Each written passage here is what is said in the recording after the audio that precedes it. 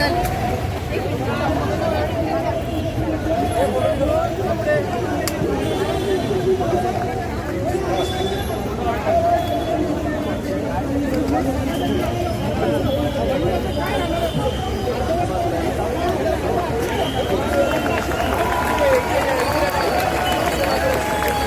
रोडवर येऊ नका कोणी.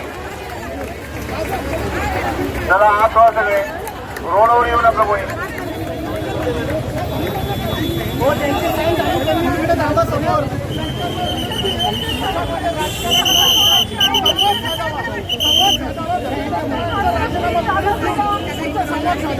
धन्यवाद. याची मोहीमला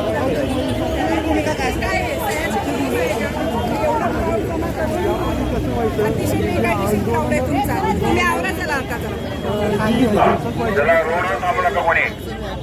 चला रोड खाली करा.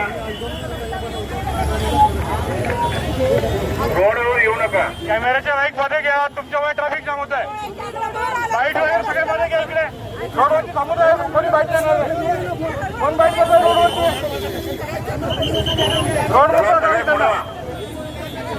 रोडवर कोणी येणार नाही.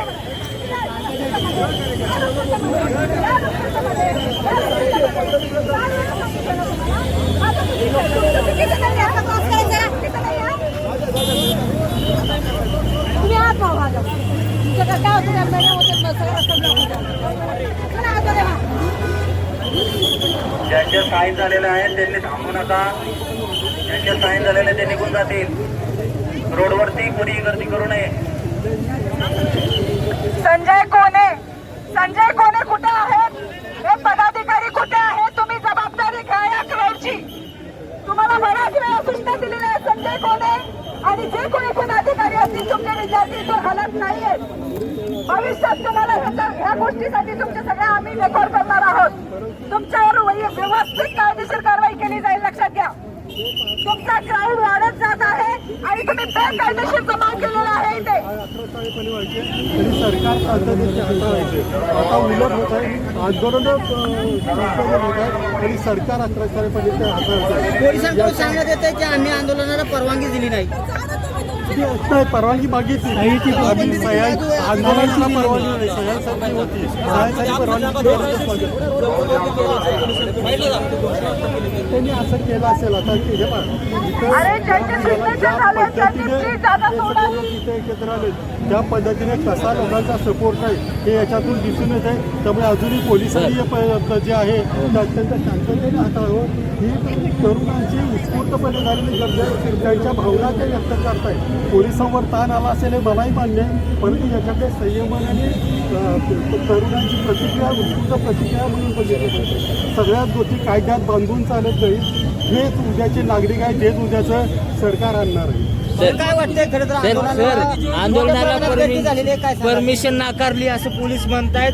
विनाकारण गर्दी झालेली आहे. काय पोलिसांना परमिशन नाकारण्याचा अधिकारच नाही. आणि हे ज्या पद्धतीने अहिंसक पद्धतीने याच्यासाठी लाखोनी जनता रस्त्यावर उतरलेली आहे. आज दिल्लीमध्ये नव्हे तर वेगवेगळ्या शहरांमध्ये युवा जनता रस्त्यावर उतरलेली आणि एवढीच मागणी आहे की सरकारने आवाज ऐकायलाही तयार नाही. 20 दिवस झाले, 21 दिवस झाले. त्याच्यानंतर उपोषणाचा साधा आवाज सरकारला ऐकायचा नाही. मोदी यांची हुकुमशाही आणि त्याच्या विरोधात आज ही मोठ्या संख्येने जनता आली, स्वतःहून आलेली आहे.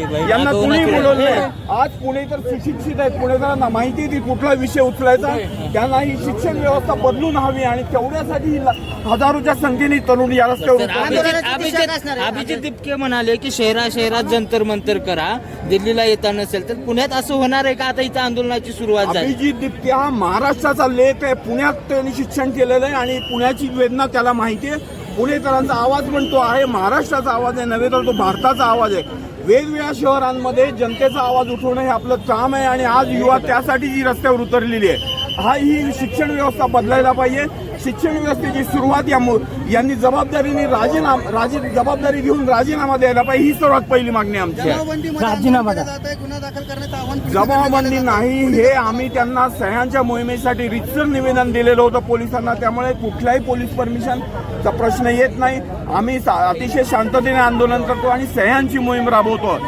स्वतःहून तरुण मोठ्या संख्येने रस्त्यावर उतरले, त्यामुळे पोलीस परमिशन पोलिसांवर दबाव आहे का? पोलिसांवर दबाव आहे का? पोलीस दादागिरी करतायत. पोलिसांवरती दबाव तर आपल्याला दिल्लीपासून सगळीकडे दिसतोय. लोकांना उचलण्याचं काम ते करतायत, आंदोलनाला बदनाम करण्याचं काम करतायत. कधी त्यांना पाकिस्तानी म्हणा, कधी खलिस्तानवादी म्हणा, काही पद्धतीने त्यांना बदनाम करणं हेच धोरण सरकारचं दिसतंय. सरकार संवादाला पुढे येत नाही. अतिशय निराशाजनक परिस्थिती निर्माण झाली आहे. राजीनामा द्या.